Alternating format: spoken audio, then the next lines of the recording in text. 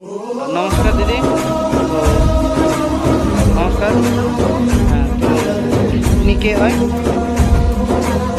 দাদা হয়। এনার নাম কি?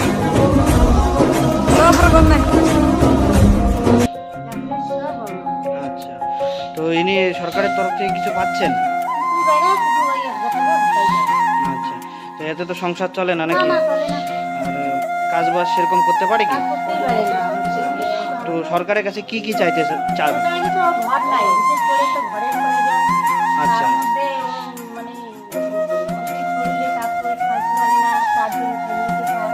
আচ্ছা, তো